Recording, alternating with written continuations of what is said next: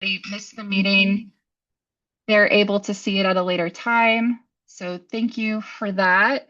And then we're going to be doing a series of pop-up polls this evening. It replicates somewhat that is in our community survey. So if you've already filled out our community survey, it's okay to not participate. However, you might have some new ideas and thoughts that come up being a part of our presentation. We will do a Q&A at the end of the meeting. We said that the meeting was going to be from like 6 to 7. However, we're allowing for an extra half an hour for conversation at the end because we want to hear from as many of you as possible. So if you can use the chat, if you have any comments as we go through the presentation, or hold your comments till the end, that would be the best way for us to discuss those things with you outside of the poll. And so, yeah, our presentation will last about an hour. And then at the very end, we'll have that time to discuss, and then folks can sign off if they need to. And at this time, I'd like for us to introduce our team who's here to present with you tonight. So my name is Brianne Dunn. I am born and raised, lived most of my life in Ventura, and I'm connected to this project through my work with the Westside Industry Horror. I've also had the joy of working with Tyson with R&T over the years, and I am a community design specialist, and I specialize in community engagement and in grant writing. So I'm really happy to be here to help lead this part of the project, and also as a neurodivergent myself, I'm very passionate about the cause and the things that we're doing with the project. So I'm going to toss it over to Helen now to say hello. Good evening, everyone. It's a pleasure to be here with you all tonight to learn about this project. My name is Helen Aloyan, and I am a project manager, program director with the Westside Community Development Corporation. My connection with this project is that I pick projects to incubate as part of our initiatives for the area along the avenue, referred to as the West Side. And this trade school project has been one that we have been working very hard on for the past 3 years. So we're really pleased to share this information with you all tonight. And then I will also kick it over to the prospective trade school operators, Industry Horror. Hello, my name is Davina DeCant. This is my husband, Ryan DeCant. We are the founders of the local nonprofit called Industry Horror and the potential future owners of the Avenue operator and owners of the Avenue Trade School. Thank you all so much for coming tonight and taking time out of your day to be here for this meeting. Now I'm going to turn it over to our lead project architect, Tyson Klein. Good evening, everyone. Tyson Klein, I'm with R&T Architects, fellow Westsider. In fact, I'm in my very dark office right down the street on Ventura Avenue. My connection to this project, actually, this has been a project I think we've all been working on for about 2 years now, year and a half. And so it just didn't pop out of this RFP. We've been looking at this project for some time now, and we just really appreciate your willingness to jump in the conversation and be a part of it. So thank you very much.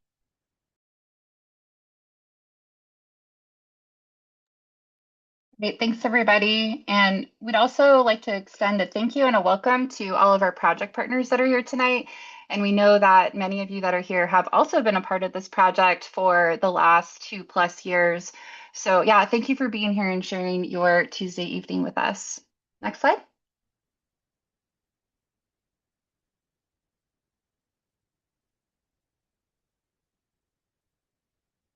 All right, so a brief overview of what we'll be doing tonight is I'm going to do a brief overview of our project, just kind of get us all grounded in the things that we're going to be talking about, and then go into a little bit more detail in why we're proposing a trade school for this project, a little bit more information about the historic Ventura Avenue School if you're not already familiar with it, what we're going to include in our proposal to the Ventura Unified School District in hopes of being awarded the property for the future Avenue Trade School project, the types of trade school courses and community-driven design elements that we want to include in the campus, and most importantly, hear from you about these things that you would like to see on the campus and that you think would benefit our community. And then we'll end with the group discussion. Next slide.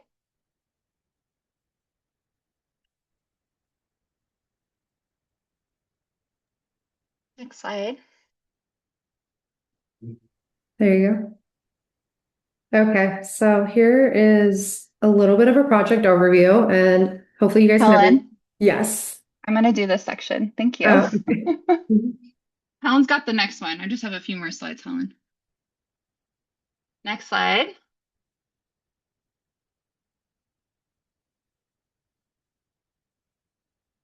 Okay, there we go.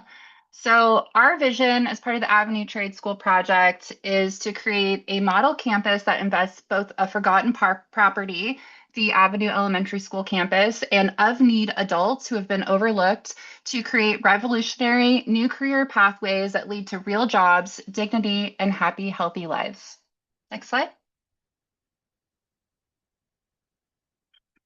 So the project need centers around several factors. Job training and employment pathways are inadequate for neurodivergent adults across the nation and in our community. And also there's job training needs here on the west side and also in greater Western County area. There's a dwindling trade force. Helen's going to speak to some of those staggering figures here in a moment, but approximately for every 5 to what will be 7 trade employees, individuals leaving the workforce, there's only 2 coming in. So this is also like a systemic need to get more folks into trades.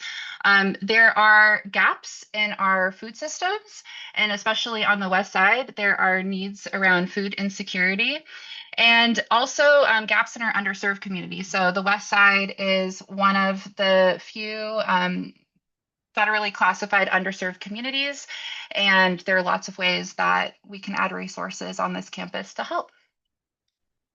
Next slide.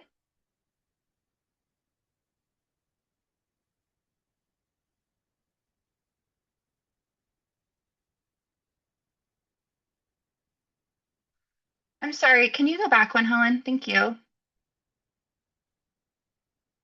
So specifically, you may have heard that we are coining this a trade school for neurodiverse individuals. There's a huge need throughout the country and locally. Approximately 85% of adults with autism spectrum disorder are jobless, and even more are underemployed. And approximately 1 in 22 children in California are on the autism spectrum, and eventually those children will age out of the K through 12 education system with a lack of opportunities for happy, healthy lives. Throughout the presentation, we will be utilizing terms of autism and neurodiversity to describe our target student population for the trade school. And so I'd like to define those just so everyone has a good understanding of what those things mean. So autism or autism spectrum disorder, ASD, is defined as a developmental difference in how a person thinks, learns, communicates, and experiences the world, often including unique strengths in focus, memory, and detail. And then neurodivergence is defined in a broad term for people whose brains work differently from what is considered typical, often with non-linear thinking. Learning, communication styles, and sensory needs can vary widely for neurodivergent people. Next slide. Thank you, Helen.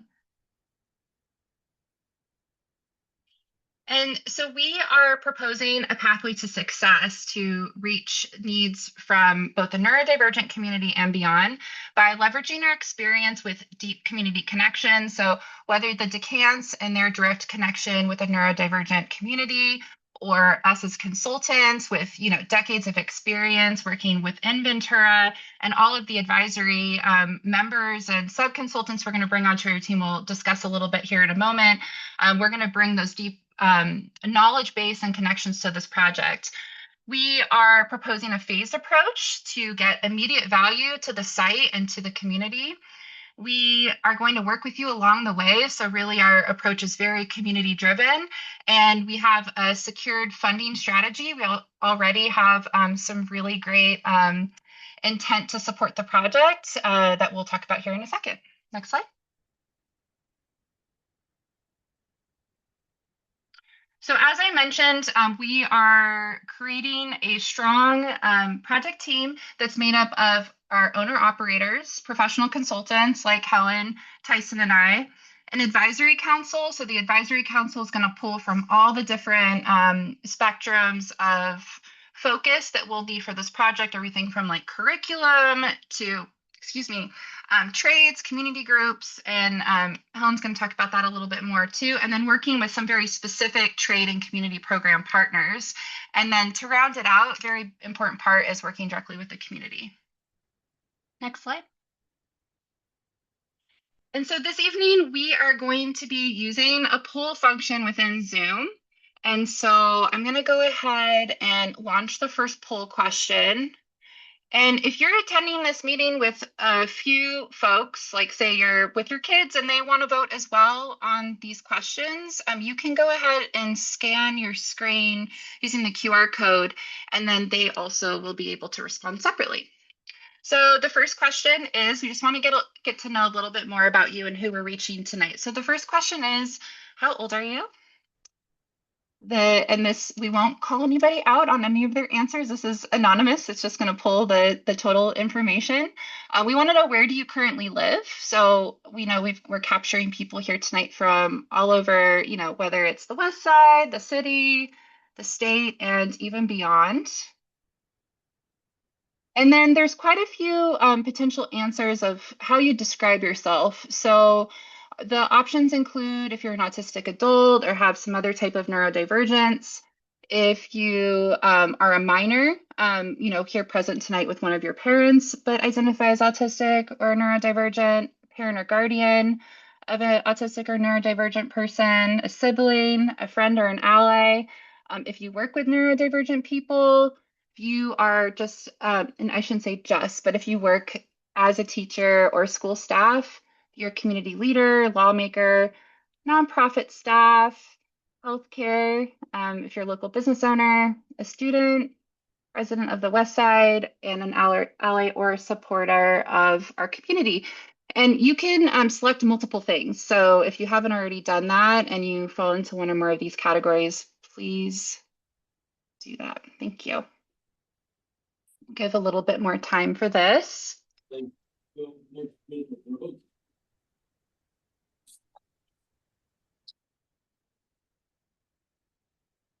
If anybody's having trouble with this function, feel free to send us a message on the chat. We can help you out. And as we go through this, if you're having any trouble selecting things, you can also put your answers in the chat if you want to expand on anything. Okay, I'm going to go ahead and conclude the poll now. And can everybody see the results on your screen? Yes. Okay, wonderful.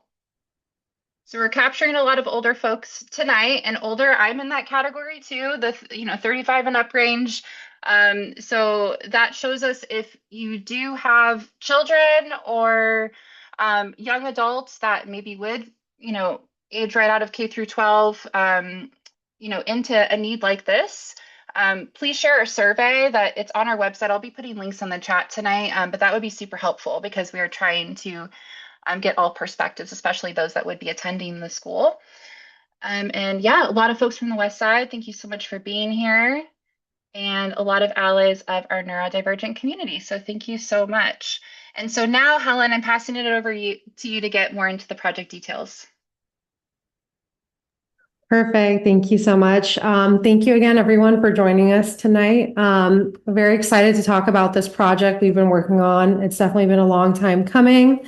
And welcome everybody that joined in the middle of the first slide. We talked a little bit about some of the goals of this project, and we will continue talking about that as well. So we will come back to everything. Okay, so first and foremost, why a trade school? I'm starting off with the quote because I think this is poignant. America is lending money it doesn't have to kids who can't pay it back to train them for jobs that no longer exist. That's nuts. And I say this because I'm a person who got a bachelor's degree in environmental science. I have a master's degree. I work in STEM. I am a land use consultant by day. I have a second job, which is doing nonprofit work at night, and I still feel like I can't afford to work here. But when I look at my counterparts who are working in the trades, they're living a great livable wage, and they were able to access that salary much earlier in their careers than I am, essentially. So I think if there wasn't such a stigma around the trades, there would be a lot more individuals choosing to go that pathway. So this is one of the reasons why personally I support the trade school project. And also, I will say the Westside Community Council vision document, I believe it was authored around 2020. It specifically calls out the community's desire for a trade school. So this is a long time want of the community. I think it goes back to the 90s. So long invested in the West Side. So a little bit more information about the trades. So the trades workforce shortage in itself will cause a snowball effect. So what does that mean? So currently it's estimated that every 5 tradespeople who leave, like let's say retire, only 2 workers will re-enter the workplace to replace them. And eventually that will get to a ratio of 7 to 2. So for every 7 people who exit, only 2 will enter. And that leaves quite a gap in the workforce. So that has a lot of downstream impacts. When you think about specifically our utilities, the housing crisis, other renewable energy projects that are long been priorities in our policy for, especially in our state. All of these kinds of big area initiatives require tradespeople behind them to truly be successful. So imagine our housing shortage and affordability crisis now. Without tradespeople, it's only going to get worse. And I will also say a little note about AI. It is replacing jobs. A lot of the report writing, bookkeeping, interpretation jobs are kind of being expected to go extinct or replaced by AI, but there are still quite a lot of specialized trades that I can't say are not going to ever be threatened, but are at least least threatened as in our foreseeable lifetime. So a lot of these jobs are secure, more secure than another position you would get coming out of a higher education facility, and are really viable pathways when considering all of the innovation that's happening surrounding AI in general. So a little bit more information about the jobs. This is coming straight out of McKinsey and Company, which is a recruiting firm. They do a lot of talent searching and they publish reports and a lot of data about the job market. So it is anticipated from 2022 to 2032. We're going to have at least 22 times creation in these critical trade categories. So, for example, carpenters, construction laborers, the electricians, all of these trades are going to grow and the gap is going to continue to worsen, especially when we look towards the net zero goals of our community, having renewable industrial land uses. So a different workforce is needed to develop the renewable energy technology, and a completely different one is needed to maintain them. So we need to start training those people now. One of the reasons I know for some of our renewable energy projects that we're working on in my other job, one of the reasons why they're slow is because of the workforce. There aren't enough hands that can help with these projects. So this project is a direct remedy to at least the local issue of not having enough skilled workers. So now we're going to go into a little bit more about why a neurodivergent focused trade school. So there is a known need for neurodivergent individuals to be independent. I know as a person whose family has someone who is also special needs, that the one thing my mom and my dad have always talked about is my brother going to be able to live without us, without our assistance, and be able to live a good life. So being able to earn money for yourself, earn a living wage, do work that you're proud of, and be able to collect money outside of just Social Security is such a strength for our community and for our neurodiverse individuals. Supporting these individuals and employment models have really fabulous retention rates, and we're going to talk about a kind of case study or an example of this project in another location, but they have really high retention rates, above 80%, which is so much higher than traditional pipelines. 85%, as it shows in this figure, of adults on the autism spectrum are jobless, and over 90% are underemployed, which means these individuals could work full-time hours, but they are not being granted full-time hours. And approximately 50% of them, or more than 50% of them, are unenrolled when they are participating in the traditional higher education settings just within 2 years. So this really points to a direct need to have this sort of vocational training and educational facility. And we have it right here in our backyard. I mean, Industry Horror's existing operations, their print shop, they have a space on the avenue where they employ workers who do all sorts of work. You can check out a lot of their merchandise in their storefront here on Main Street, but they're already employing neurodivergent workers. Their retention rate is fabulous, and now they are just looking for a space to grow into. So some more about Industry Horror. So Ryan DeCant started as a paraeducator and left the system to promote job training and career pathways for autistic high school graduates. Since they started the Autism Works print shop, the DeCant's tie to our local community has really grown, and they've connected with so many individuals and parents who are living within these gaps that we talked about within the existing system. The name Industry Horror itself is symbolic for the horror that they felt when they realized that the current system in society, the ladder for neurodivergent individuals, is not a fair ladder to climb. It is not designed for neurodivergent individuals to thrive. So they started their nonprofit in 2013, officially as a nonprofit in 2016, and has trained and provided jobs to over 100 neurodivergent adults. And I want to take a moment and pause on that, because when we think about the retention rate and the underemployment that's currently happening in that community, 100 jobs is so many individuals who have gainful employment now here in our community. And that's really important and powerful. Industry Horror as well, it's funded through their print shop. They have retail sales. They have ongoing partnerships with the City of Ventura's community partners, ARC, Tri-Counties, and the Momentum PIP program. It makes sense that the next natural step in this is expanding their work to include other trades and to continue offering fair work opportunities, dignified work, an opportunity for individuals to really hone their craft and become a member of the trades or vocation of their choosing.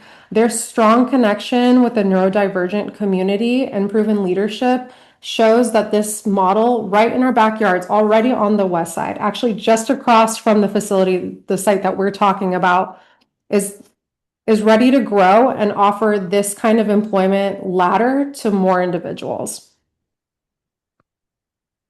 So let's take a second and talk about the neurodiverse workplace in itself. It is an essential workplace. There's actually a docuseries that was filmed about this group in Colorado, which we'll talk about in a second. But it really shows how the neurodivergencies lend well to being a really dedicated and dependable worker.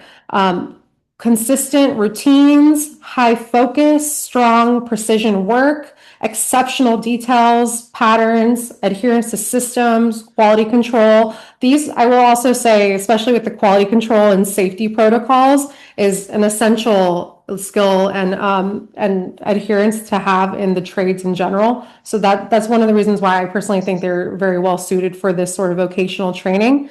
But as well as just building a deep mastery over time, helping reduce the number of errors in their work, and then again, returning that real career, the chance to or earn a living wage and work a happy and healthy life, which is, I think, all anyone could really ask for. So the neurodivergence workforce is an underrated workforce, and Industry Horror is giving them a chance today and looking to give more opportunities to more people.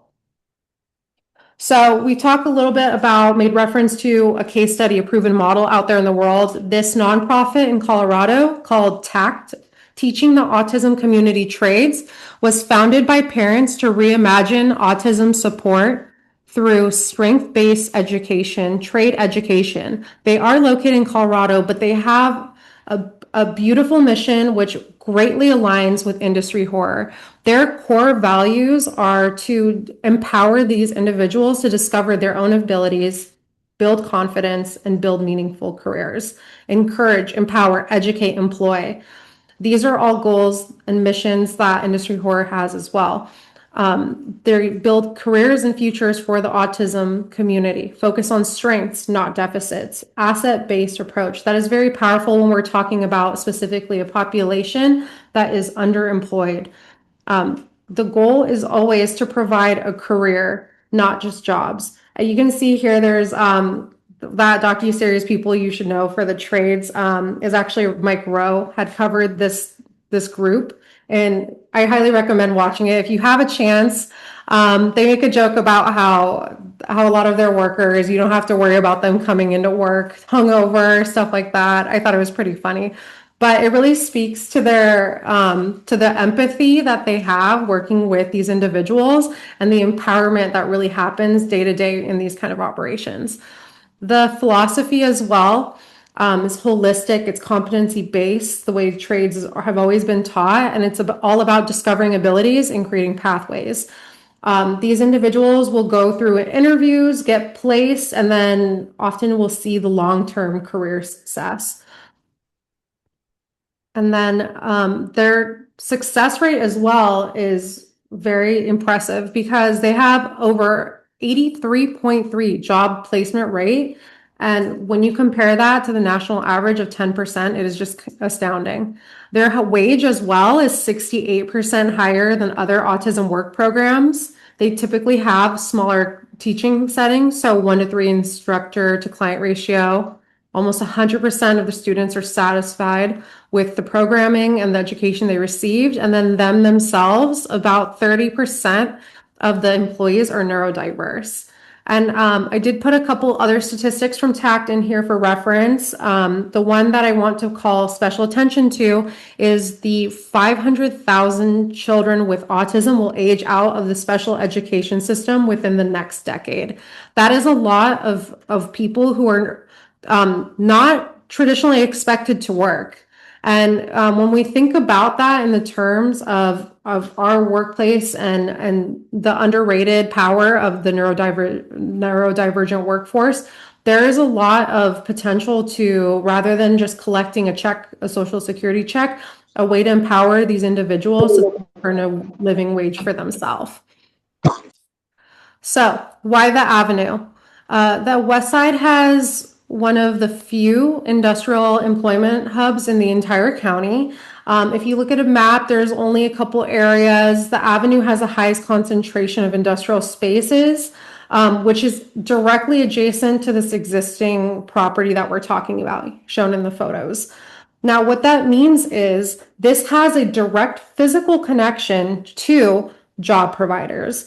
All of these industrial and construction related businesses are looking for workers, and these businesses are partners that we are coordinating with, and we are building these employment ladders right in our backyard. So these benefits will immediately occur within our neighborhood, specifically the Avenue. In addition, the adjacent neighborhoods, all the housing, there's very little recreational or other neighborhood serving amenities like a grocery store. We all know I live on the Avenue as well. There's only like realistically Vaughn's and Red Barn, but there's really no amenities North Avenue.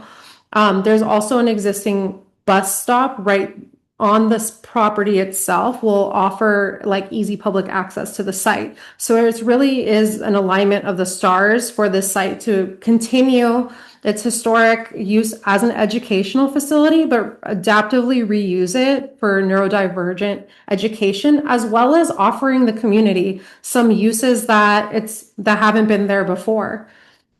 So we think this is one of the reasons why this project is best suited for the Avenue and specifically this site in general. Okay, so let's dive a little bit deeper into the site. It's a Ventura Avenue Elementary School. That was the former name, and it is currently a VUSD surplus property.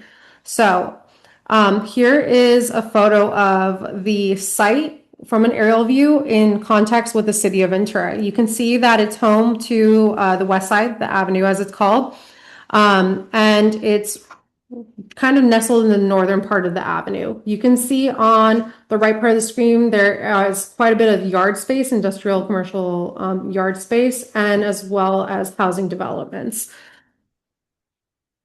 And a little bit of context on the surplus property. This has been going on for quite some time. So for the past couple of years, since 2023, the USD has had discussions about surplusing these properties. I believe back in 2017, there was a 7-Eleven committee that was convened and actually specifically recommended that this property, when it is eventually sold or leased, that it retain its educational component. So fast forward to 2023, VUSD is having these discussions about surplusing. And then in the summer of 2023, they all make the decision. The Board of Education makes the decision to move forward with a waiver process. Now, what a waiver does is it allows a school district to sell the property in a more flexible way, rather than taking the highest bidder who comes along. So now we're kind of in the surplus property. This VUSD had a public hearing on this. The waiver was passed in that August of 23. It did sit for a little bit, waiting for the state approval, which happened the following year in November 2024. But now we have an open request for proposals, which is the mechanism by which the school district is collecting these proposals, like ours specifically, for adaptively reusing the former Avenue Elementary School. And then the end date we have in there as December 4th, 2025, are when the proposals for the Avenue Elementary School are due. And we know that there's a lot of interest in the site. We know at least there's one housing development that is being proposed. And we just want to offer some additional information about our specific proposal to reuse this school as a trade school and not housing. So specifically, we are very supportive of affordable housing. I believe I said earlier, I could barely afford to live here myself, and I have 2 jobs. But this is not quite the right site because it faces environmental remediation. There's historic preservation challenges. There are surrounding industrial commercial neighbors, which are regulated well, but at the end of the day, there are like noise considerations to be had, air quality compatibility issue. There is also a risk of kind of over concentrating low income housing on the west side and not equally sharing it with the rest of the city. Ideally, we would want to make sure we spread all of the affordable housing throughout the city, so you're not risking it all just being in one place, which would at this time, be the west side. Especially when you couple that with the point above saying that it would be immediately adjacent to the industrial use. It's not as great of a practice to have that kind of subsidized housing immediately next to industrial. So we are also facing a lot of concerns from local businesses as the state continues pushing for affordable housing at the cost of kind of losing a lot of these industrial operations.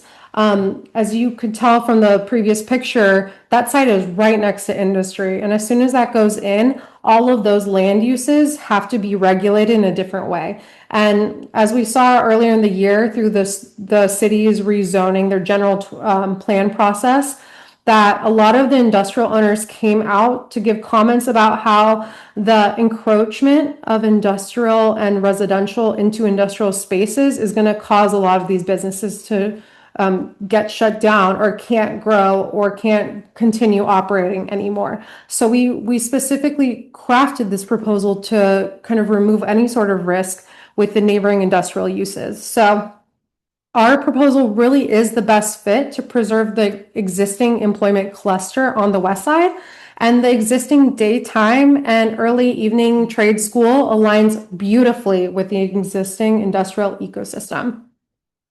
So our proposal, this is, like I said, right project, right place.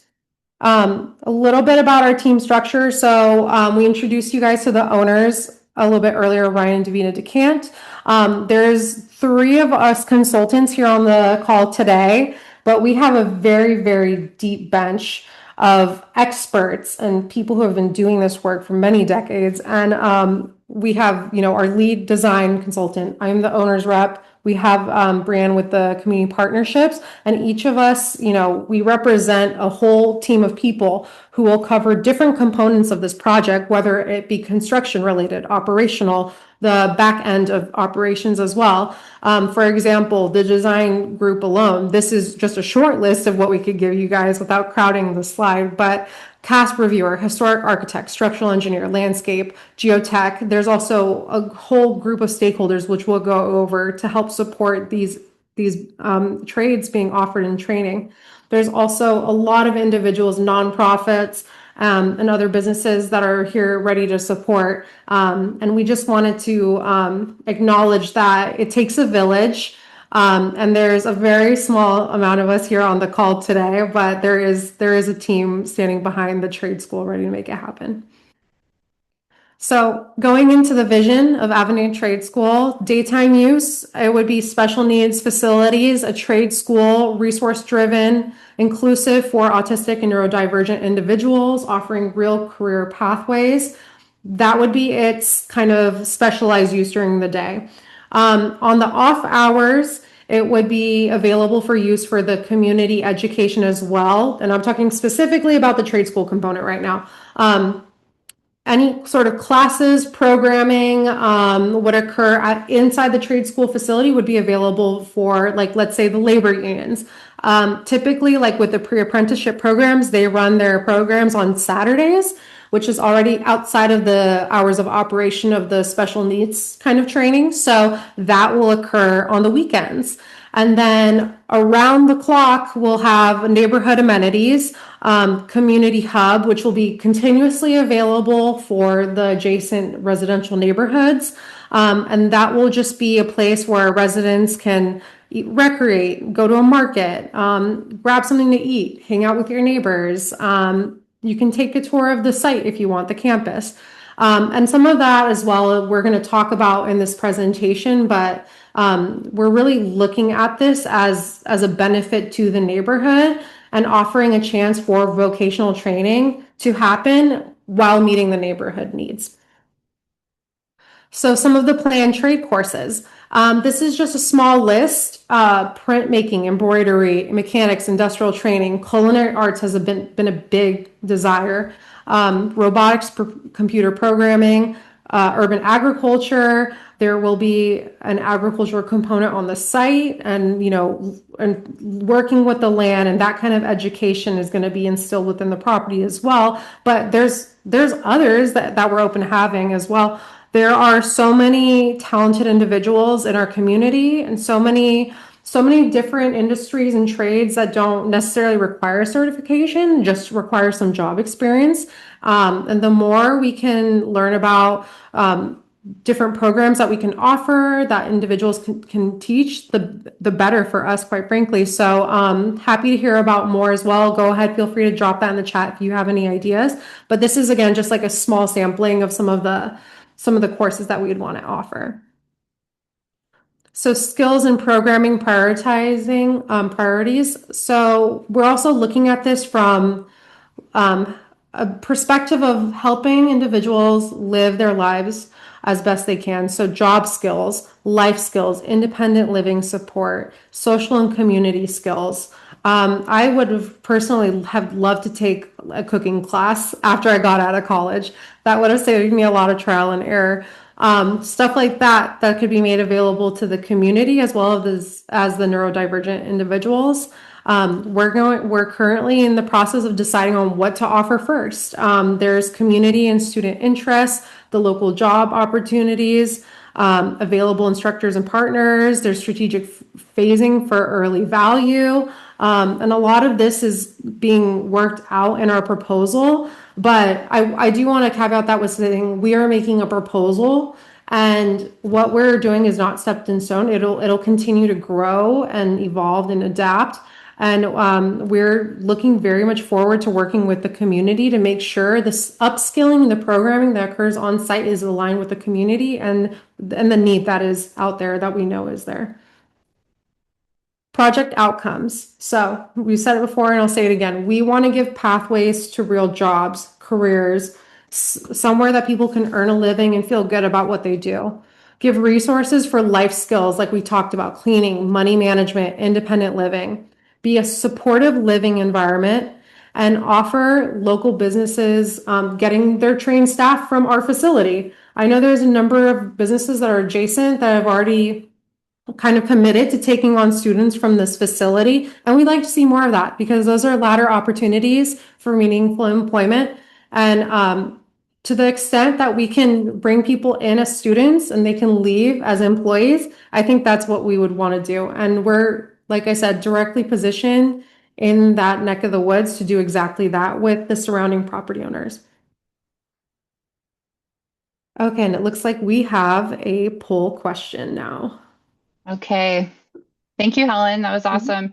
Okay, this is going to be our next 4 questions. So I need to launch the survey. Okay. All right, I'm going to talk y'all through them again. Again, there are several items that you can select for each question. So please go ahead and read through them all. So we'd like to gauge your interest in whether you'd like to attend or participate in our Avenue Trade School program. So this could be anything from attending as a student, yourself, or for a family member. If you'd like to be an instructor at the school, if you would like to attend community classes or events at the location. The second question is asking which types of trades or certification you would be most interested in. And if these don't apply to you, you don't have to answer. You can skip to the next question or just ignore the survey altogether. But some of the things that we've come up with thus far is graphic arts and design, screen printing, which is obviously an in-house specialty of industry horror, retail and customer service, same thing, culinary arts and food service, digital media, office and administrative skills, facilities maintenance or basic construction skills, things in specialized trades like automotive, electrical, or industrial pathways. And if there are any in particular you're interested in there, feel free to put it in the chat. Entrepreneurship or small business skills. So perhaps you're not interested in a specific trade, but you want to use your creative skills to go on and start your own business. There's been ideas around having resources around that. And then as far as skills go, not necessarily the specific job path, but things that you would like to learn on the site. What types of skills would you like to learn or be seen taught at the Avenue Trade School?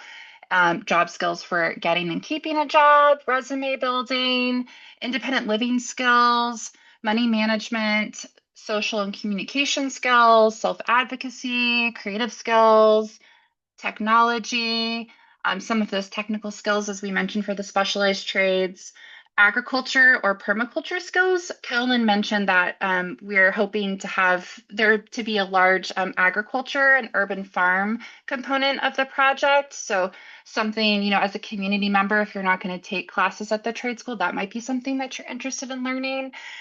Leadership and community organizing, and I think there might be the opportunity to give some more like short answer response of what would be some of your top desired outcomes of participating in the school. And feel free to put those in the chat as well if you'd like to share. I'm going to give a little bit more time since this is a longer question. And just a team time check, it's 6:48. So try to wrap up our presentation in the next 20 minutes or so.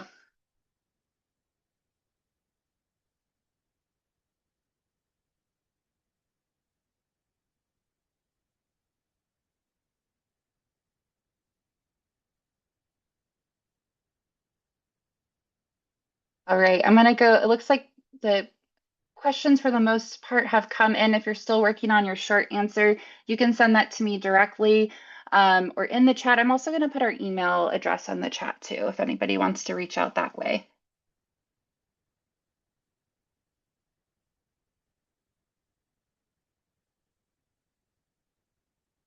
So there are a lot of folks that are here that would be interested in being an instructor at the school. That's amazing. So again, I'm going to put our email address in the chat. Please reach out to us if you're interested in being an instructor, and we'd love to hear from you and what skills you have to share with the project.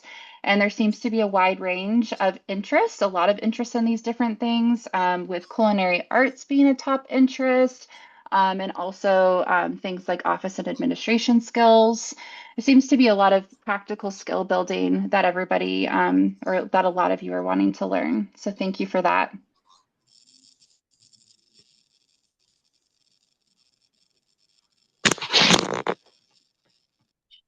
Okay, and thank you so much, Bree. And then I'll pick it back up with some of our key partners. So currently we're working with a wide network, and we have secured a lot of support from nearby businesses, specifically like we discussed to hire students from the trade school, offer training with specialized equipment, heavy trucks, as well as support the campus programming and skills, as well as hosting some on-campus state-funded programs. I've listed some of our community partners. Can't fit them all on the slide, but these are some of the keys that represent different groups. For example, Satiquoy Food Hub, that would be directly related to the agricultural program.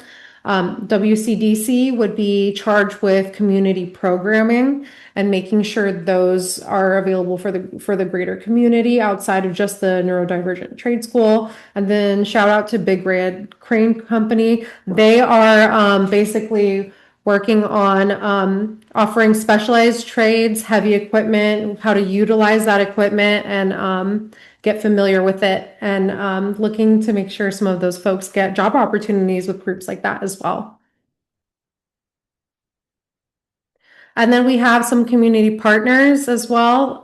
We have working very closely with local labor unions to get some of that roundabout support for individuals who are neurodivergent. Other county groups, we have like the state Department of Rehab, who can help individuals through their life and refer individuals to us for job training and then get placed with employment. There's also local businesses that we've discussed that are willing to hire students from our group. The unions, as we've discussed already, as well as policymakers and other educational institutions that are looking to collaborate us as well. And then we have an advisory board. It is very diverse and robust. It covers different phases of this project, whether it be this proposal process to construction through operation. It consists of neurodivergent workers, students, business owners or employees, supportive service providers for neurodivergent individuals, educational institutions, neighborhood groups, historic experts and preservation groups. We have the agricultural component, legislators, and our program partners as well. And this is all part of like that really deep, that deep community network that is helping build this trade school project and also maintain it for the rest of its life as well. So we have a lot of experts with many years of experience looking to directly support this kind of use. And then I'll touch on project funding here briefly. So private donations, we've already been blessed to get committed over $20 million for the first 24 months of project implementation. We're also obviously going to continue our fundraising efforts. We're going to pursue grants. There's agency funded programs that we can help that lean on for some of our traditional trades programs like the pre-apprenticeship that we discussed previously. And there's also going to be some income coming in from these property services and tuition at full build out. So we are proposing kind of a diverse financing portfolio, and very thankful that we have a lot of people who are very willing to help raise such a great amount of money for the first 2 years of our project being implemented. Okay, and now I'll kick it over to Tyson. I'm sure everyone is just going, wow, $20 million. Wow. I guess my part of this presentation is to talk about how you actually spend $20 million. Just to let everyone know, you can go to the next slide. There's a bigger conversation here about the property itself, right? So while we're really here tonight to open up the discussion, excuse me, with the conversation and get your input, we're not developers, right? Our approach isn't to develop the property. Our approach is to actually continue the educational process that's been happening on that property since the beginning. Excuse me, I don't know what just happened. So when you think about $20 million and how that gets spent, we have heard from the community, we have put it on our backs too, this idea of adaptive reuse and continuing that building as an educational facility. That does not come cheaply. That building has been suffering from how do we say this nicely? Lack of maintenance for many years, and it shows. But I believe this team, the larger community, believes in the facility, and so we're here to support it and also meet the goals as been presented this evening. So all of that to say, there is design work to be done, but we're not showing up with a development package. In fact, tonight we're just showing up with ideas and hoping you guys can plug into this conversation.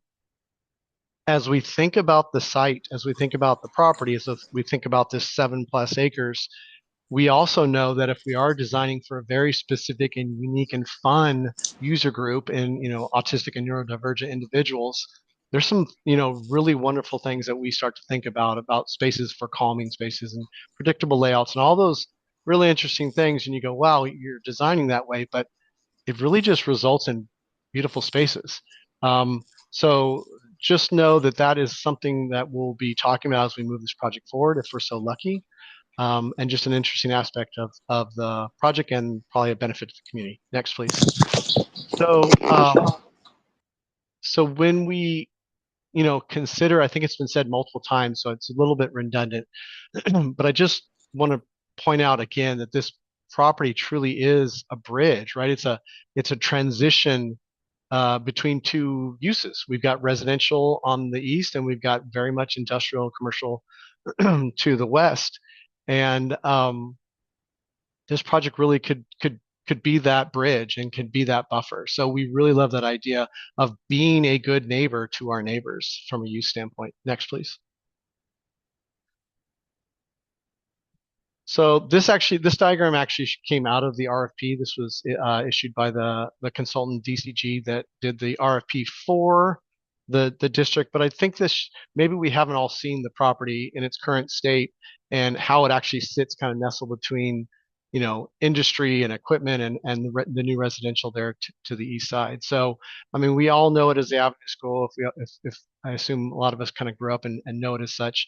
And I just want to point out that huge, massive fig tree that sits in the middle that probably has a diameter of a trunk around 12 or 15 feet. And we'll talk about that here in a little bit. Next, please.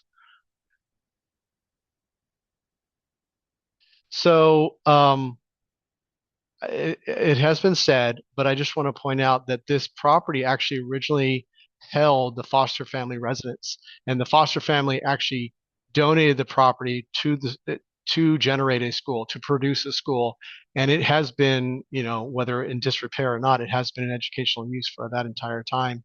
And it's really just kind of interesting to think about, the history of the place and being able to perpetuate that is, we think is a fun aspect for continuing the idea for our neighborhood. Next, please. So existing photographs, I assume a lot of us have driven by and seen it. It is a spectacular building. It's beautiful. We have actually, you saw that short list of consultants underneath my name. Well, just to let you know, there's civil engineers and structural engineers and mechanical engineers. We've done environmental assessments of the building and abatement research, and we've got dollars. We've actually looked at, what it would cost to abate this thing. So there's a lot. This building will be deconstructed and rebuilt in place if we're so lucky to get the project. All of that to meet current code and accessibility and all the other things to bring this back to the way it should be. Next, please. There's just a couple photographs. Maybe we can just kind of click through a couple of these, Ellen. It's really wonderful to start to talk to some of our neighbors, right? And You know, we've met a couple of the last people that went through that school, which is kind of interesting. So all that to say, you know, go back to that cool picture. All that to say, and I don't know if a lot of us know the term adaptive reuse, but adaptive reuse basically means taking an old building and putting something new into it. Yes, this is an adaptive reuse, but we're continuing the educational theme. The interesting aspect of what we're suggesting is providing a facility that can be multi-purpose, so that in a morning it can be used for teaching individuals to be construction workers and frame walls, and then the afternoon maybe it's being used to teach print shop or electricians. So the planning that actually happens for this project is really within the building to allow it to be flexible and meet the needs of the community and our business community specifically um, in the future. Next, please. So, in a perfect world, this is somewhat of a restoration project, right? We're actually restoring the building, we're restoring the site. Um, there's some really key issues about um, how water moves across the site that we're going to talk about a little bit. So this idea of restoration is kind of a topic that we're leaning on the design team, and how can we restore this back to its glory? Next, please.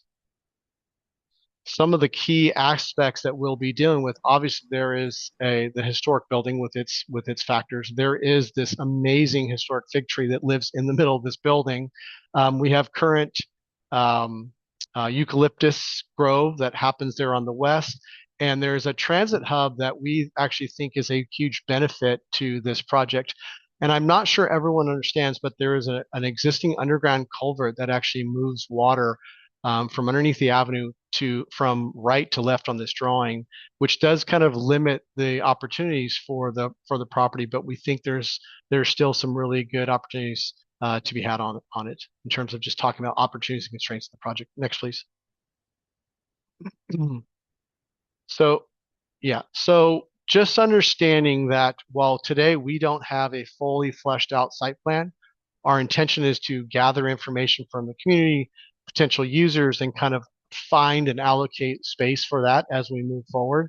We do know that key factors of this project will be providing appropriate pedestrian accessibility, vehicular circulation, parking, all that good stuff. The little pink rectangle area there is actually a location for um, a potential relocated transit hub that actually may be a turnout as opposed to bringing buses in and on the property. It could just be a simple turnout. Next, please. And you can just kind of click next. So what you heard the questions, you saw those questions, and I think what we're really hoping to engage you, the community, and anyone else in is what is appropriate for the site. What are the things that should go here?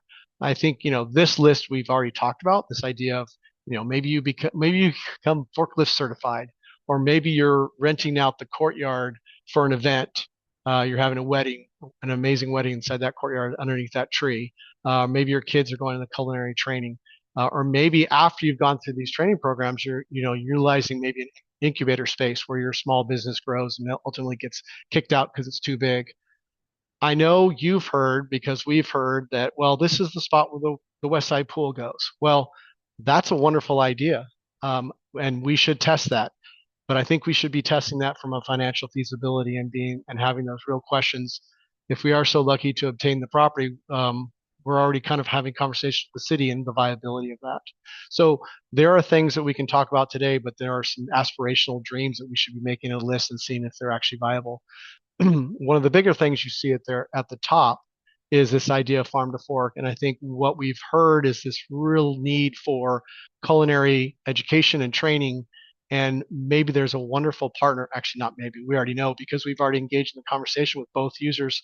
We're engaging in the conversation about having a farm to fork opportunity where we have an educational an agricultural educational component and a culinary component, and how that comes together to maybe have a community restaurant or something like that. So we're just here with more questions than answers today, and we'd love for you guys to plug into this conversation. So thank you.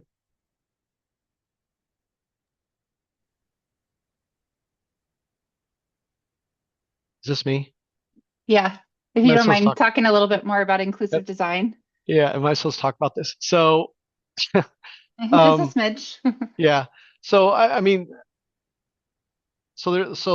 there's we know that there needs to be an inclusive design process in place, and that's today is the first step of that. But really, it's and I've already said it. It's really understanding from the community, from particular user groups, and then what is the financial model that allows all this to happen. And so please understand, we're not just asking you to plug in because we need you to ask you to plug in politically. We're actually interested because I think this project can be a direct reflection of the community. So um, get involved at whatever level you're interested in getting involved in. Thank you, Tyson. We're gonna do another poll now. And so these are really our community-driven design amenities, things that you want to see on the campus, ways that the campus can serve you. Perhaps, again, you're not interested in attending the school, but you live in the neighborhood and there's some gaps that you may um, know about. Sorry, I'm just launching that for us right now. Okay. So for the first question, which campus spaces or amenities would be most helpful for the community? And you, again, you can select all that apply. Community pool or water play area. This comes out of a long time identified need and ask by the West Side for there to be a pool. And there's some money that the city of Ventura has set aside for a pool. It's been slated for the West Side for many, many years. I think it's $20 million. So some folks have talked about maybe that happening on this site. We've spoke about the teaching farm a few times, if that's something that you would be interested in. A community marketplace. This is something that we've heard over and over again on the West Side, that people want a place to either go and purchase local products and food or be able to sell their own products that they make as entrepreneurs. Sensory gardens, calm, quiet spaces, which is great as a community member or a student. Environmentally sensitive habitat and nature education areas. This is something that could be incorporated throughout the campus or in select pockets. Recreational open space for gathering, classes, sports, and events. Indoor community rooms and classrooms. So this is maybe spaces that we could have more like community serving classes, like anything from like a parenting class to a business entrepreneurial class to I know like Bell Arts like is rented for Zumba a lot, things like that. And then what are some of the biggest community or neighborhood gaps that you know that need to be filled on the avenue? We can expand this to beyond the avenue to our city because we really do want this to be a place that serves not only the avenue, Ventura, but Ventura County as a whole. I'll give a little bit more time for that.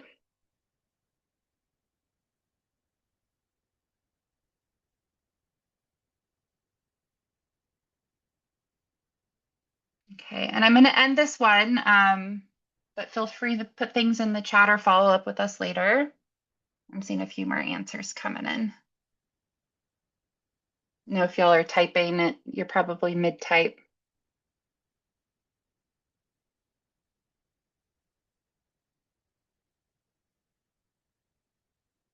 Okay, ending the poll here. And we're seeing this also in the survey. So we do have the community survey that's out if you didn't already know about it. And we've gotten quite a few responses thus far. And the teaching farm and the community garden is something that we're seeing is very popular. So working with Saticoy Food Hub, they have their own farm in Saticoy and they work with micro farmers to distribute food out to the community, also grow their own food.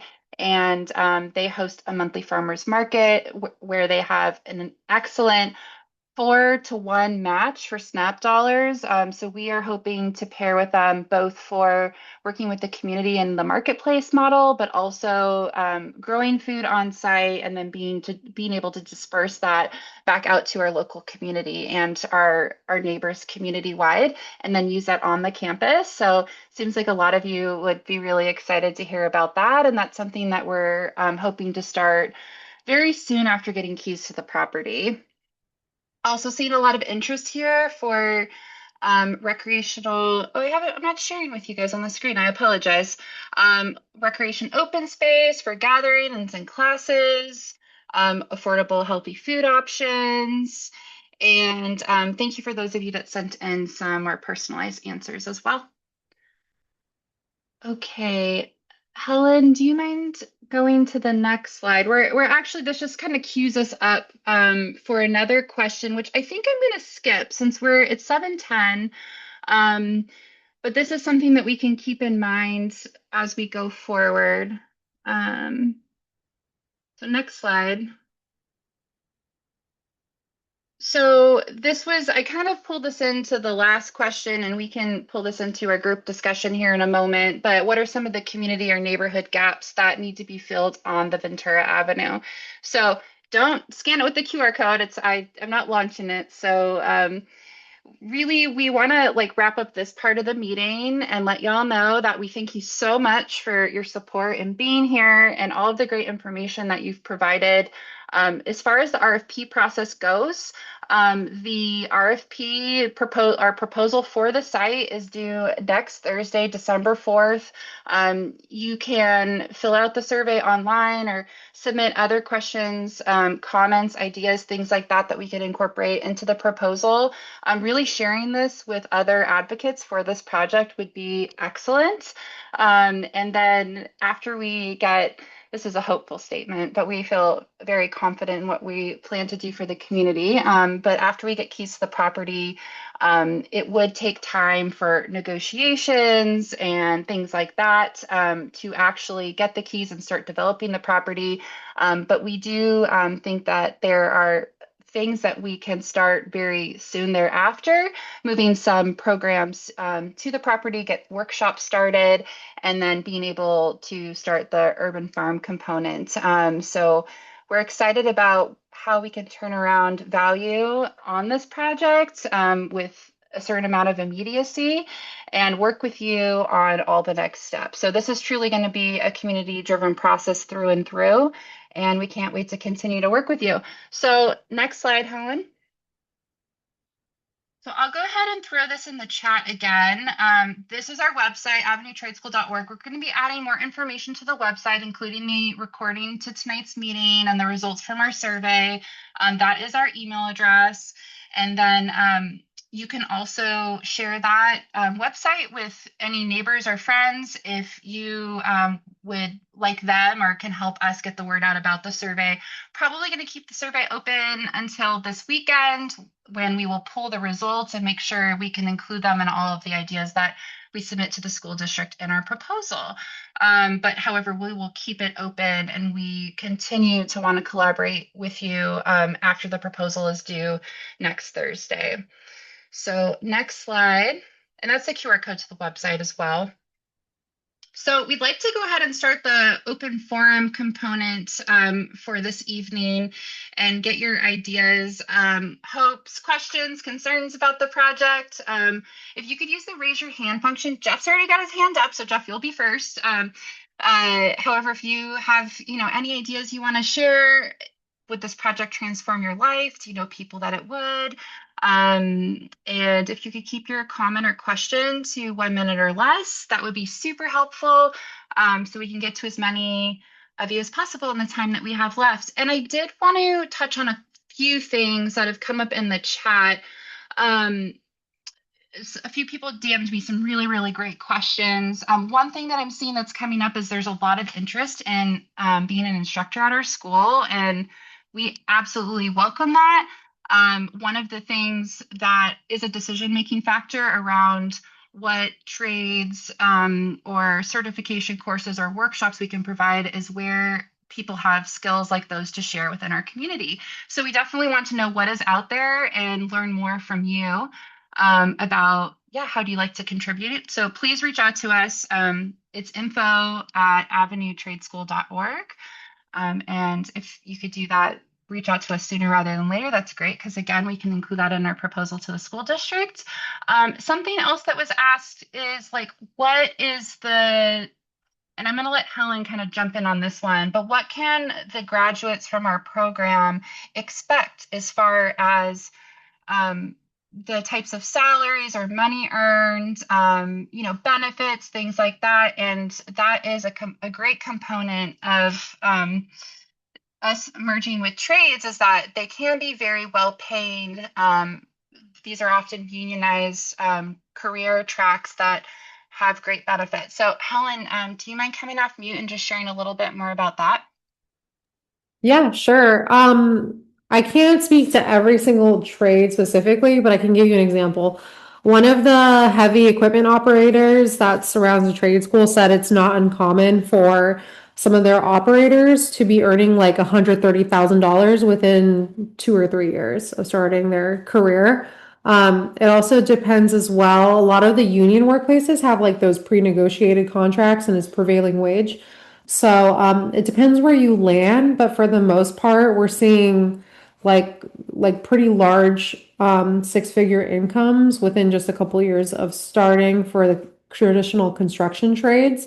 And to be honest, like part of like getting a job and that those skill buildings that we're doing associated with the trade school will, help students negotiate better salaries if they're in an industry where they're unrepresented or perhaps they're feeling nervous about getting a lowball kind of offer because they are neurodivergent. So those are kind of the skills that we're hoping to offer students as well.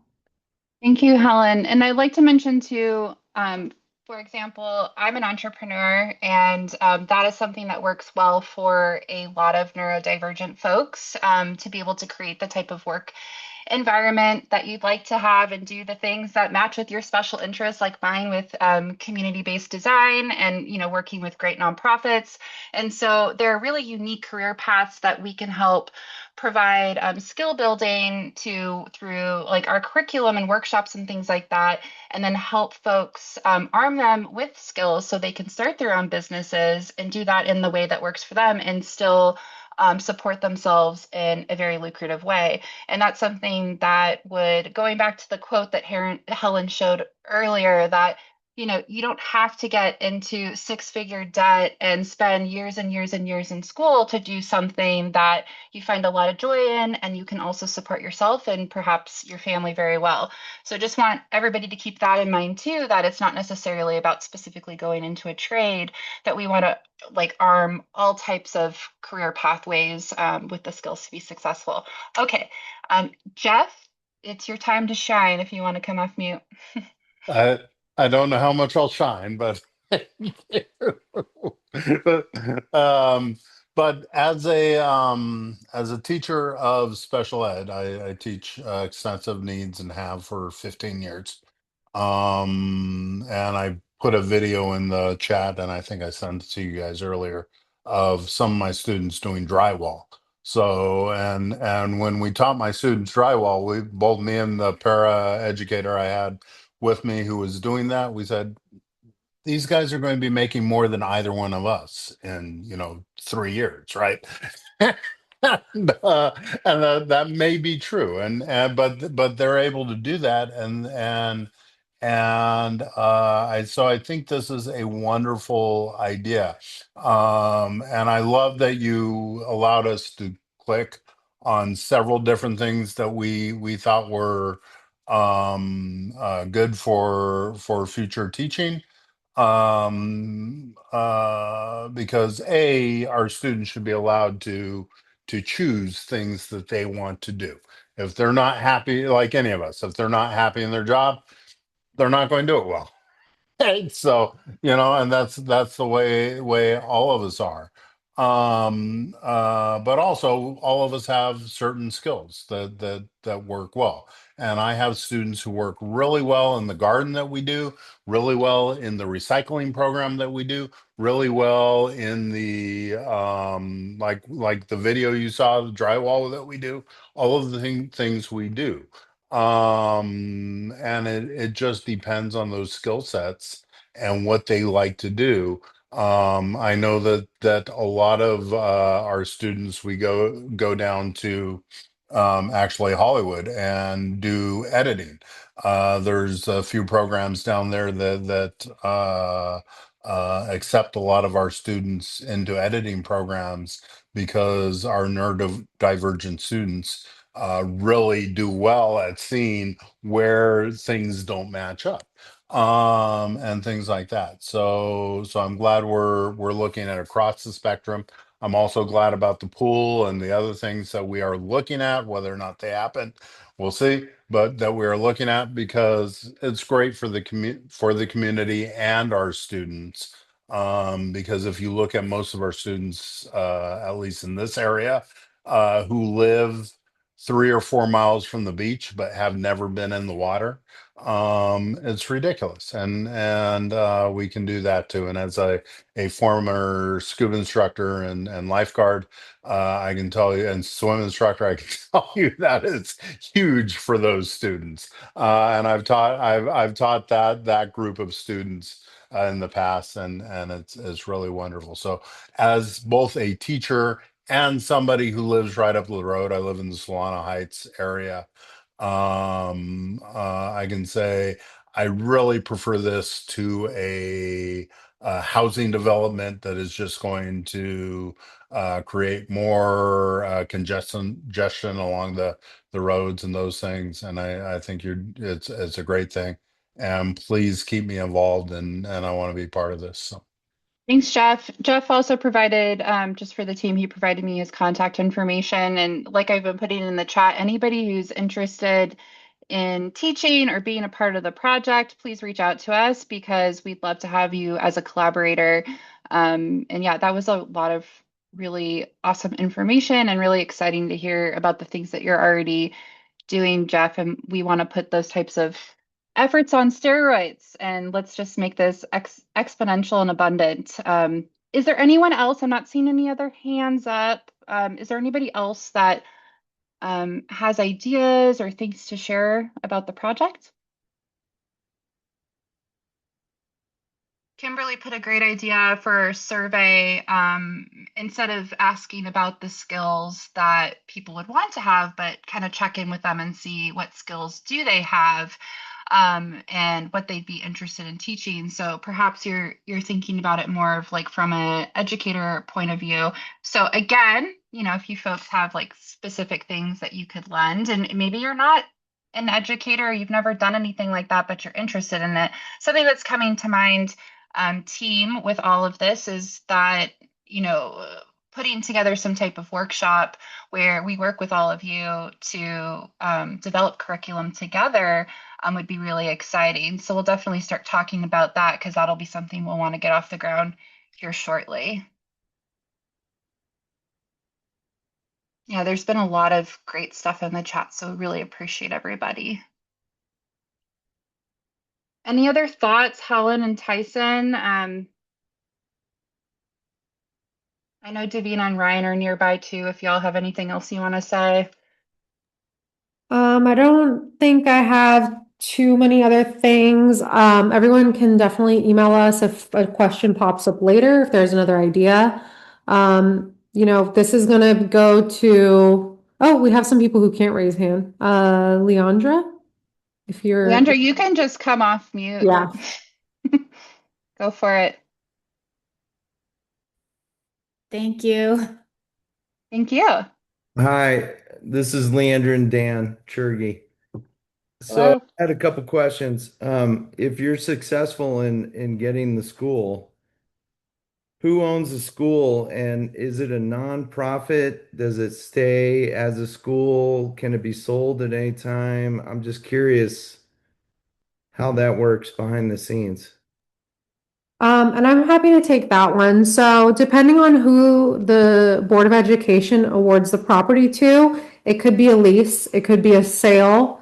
This project specifically, I mean, if they'll allow us to purchase it, that's the course we'll be setting sail on.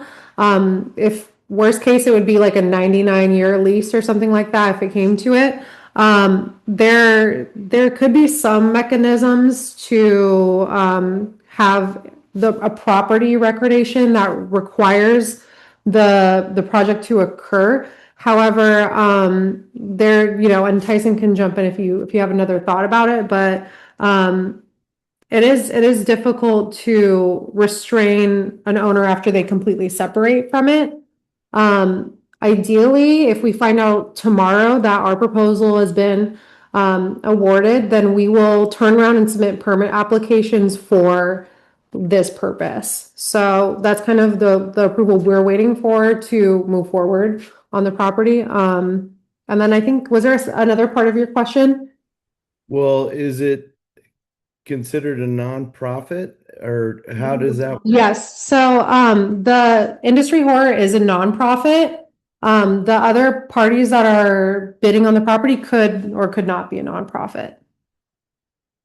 Okay, and it's the school board that votes on this only? Ultimately, yes, it will go through a small screening committee. That is not something that's public that I'm aware of. It will be probably some VUSD staff members who will pick the applications that the school board will review, and then ultimately the school board will have the final decision. Okay. Thank you. My pleasure. I see in the chat there's some questions about funding, and we touched on that a few times. The project will be funded through multiple mechanisms. The letters of intent to fund the early stages of our project is really exciting. Tyson was kind of joking about it. $20 million to create a project like this will not be enough. However, $20 million will get us a long way in the beginning. Our goal would be to leverage that as much as possible and then build on that with additional fundraising, working with existing partnerships to get more funding for some of these job training costs, like what Industry Horror already does. And then also, yes, definitely grant funding. There's lots of grants out there that would cover the plethora of things that we want to provide on this campus. And there are some other ways, but fundraising right now is a huge component. And then, yes, donation of in-kind services. So a lot of folks from the community, for example, there's a contractor that specializes in asbestos removal that reached out to us and said that he would like to help provide those services, or certain things at cost, or donation of equipment, things like that. So it'll definitely be a multi-tiered solution, and everything goes, so to speak.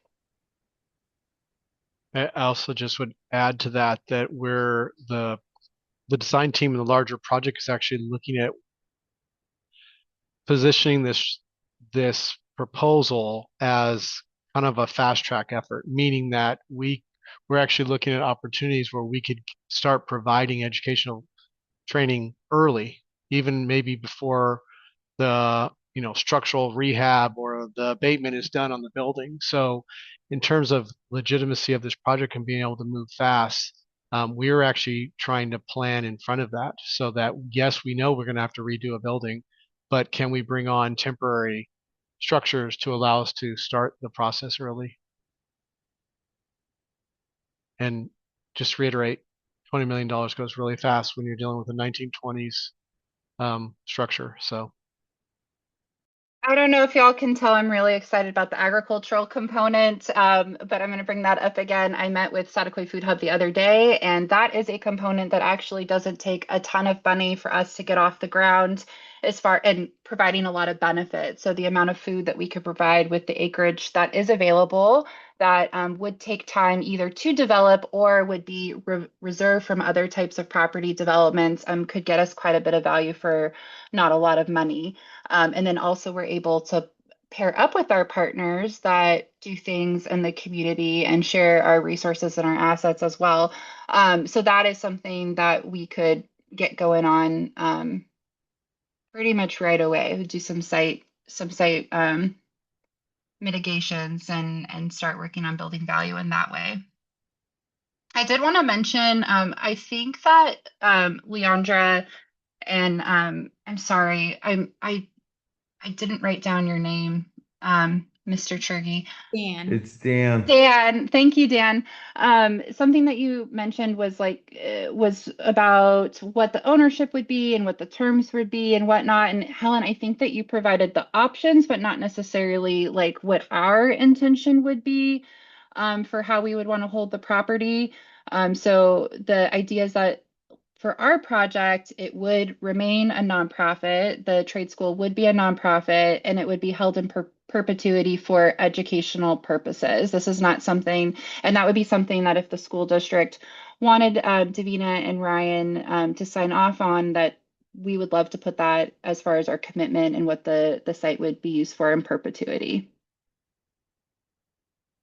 Do you have anything you want to add to that, Helen? No, I agree. If there's a way we can make it so it's on the property title, I think that will also assist in like the long-term preservation of that use. I do see there's like a number of questions in the chat and we can go through them as well if there's no other follow-up questions. Okay, so administrator for the school, and then I think there was board, PTSA, and other funding sources. I know you touched on the funding. Yes, we have a part of our advisory board. We have like the back end of the school administrative aspects mostly figured out. However, things will have to be refined as we progress through this kind of bidding process. We haven't inked any MOUs yet, just because we're still quite early and the property has to be awarded. But yeah, there will be an administrator for the school. A lot of our partners are also interested in us going through some sort of accreditation process so we can get students to get funding to cover expenses with their education. So that's something we're also looking into as part with our program partners. There was a question about historical properties and why are we going for that instead of industrial. What we're kind of proposing is a light industrial use, I would argue, and it's a good transition between the pure industry that's directly adjacent to the property and then the housing development, the Willett Ranch housing development that is just across the street. So I think this strikes the right balance between neighborhood serving and industrial while still kind of preserving both separate areas of that neighborhood. Can we bring on some students to help refurbish the buildings? As long as it's safe, I would say. And that's something we can probably look at as well. I think that's a really, really interesting way to have some real life learning and application. And that's something we'll probably have to talk to with the construction manager that we have. But I know enough limited and dangerous understanding of construction management. So I will say I will advocate for that, Jeff, if that is something you're very interested in. The decision from the school district will be made sometime in February. We don't have a date certain right now. The screening committee, I'm kind of estimating will probably meet in January, and then we're hoping that they'll get to the board pretty quickly thereafter. We got a recommendation for upcycling. Thank you. Awesome. I see that. Art history at the trade school. I think that's a fabulous idea. Creative industries is something that the city is wanting to support through their general plan update. And that's something that could be easily infused as part of our group. And I think I welcome you to email us that recommendation as well. And maybe we could talk about it a little bit more as well. But I think that's a great idea. Environmentally conscious, I agree. Past city permits will likely need a discretionary permit, which will go through public hearings. So everyone in the neighborhood will get noticed. Luckily, we're doing a lot of infill and reusing of existing facilities, so that should help us along the way. Agree with learn by doing, and then a recommendation for the Autism Society. And I don't know if anyone has anything else to add on top of my rapid fire answers.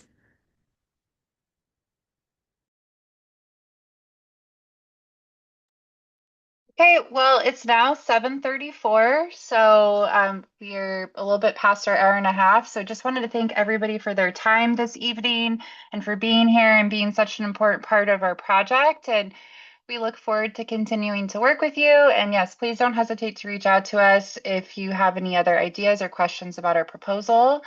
And we look forward to connecting with you during the next meeting. Do you guys have any other closing remarks? No? I don't. Just thank you all for your time. This is super important. Okay, and I'm just gonna flip the camera on the owners real fast so they can say hello to everyone. Thank you guys so much for showing up, and we love your support, and we'd love to hear from you. So thank you guys.